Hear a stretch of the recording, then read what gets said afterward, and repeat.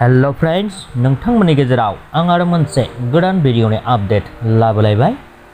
बे आपडेटानो जादों लोगोफोर बर'निनो सासे गोबाव समनिफ्राय मोनसे समनिफ्रायनो मुंदांखा मोनबोनाय गुगल गार्ल बिमुं मोनबोनाय जोबोद टेलेन्टेड बिनानाव कौशिक DS बर'नि अफिशियेल चेनेलजों हगारजानाय मोनसे आबुं बर' मिउजिक भिडिअ।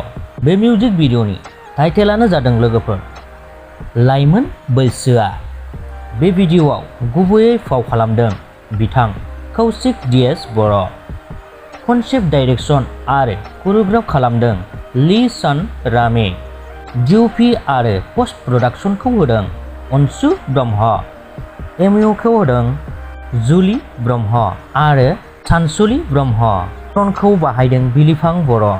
बे मिउजिक भिडिअनि मेथाइखौ रोजाबदों कौशिक DS बर' बिथाङा आरो लिरिक्स आरो टिउनखौ होदों बिथां सोमखोर दैमारी। मिउजिकखौ होदों लोगोसेनो मिक्स मास्टार खालामदों अमर बर'। स' लोगोफोर नोंथांमोना बे मिउजिक भिडिअखौ नायनो थाखाय कौशिक DS बर' अफिशियेल इउटुब चेनेलाव थांनानै नायहैनो हागोन, नङाब्लाबो बे भिडिअनि फुल लिंकखौ आंनि डिस्क्रिप्शनाव होनानै दोनबाय, बेनिफ्रायबो नोंथांमोना नायहैनो हासिगोन। स' लोगोफोर बेजों लोगोसे बे भिडिअनि आपडेटआबो बेखिनियानोमोन।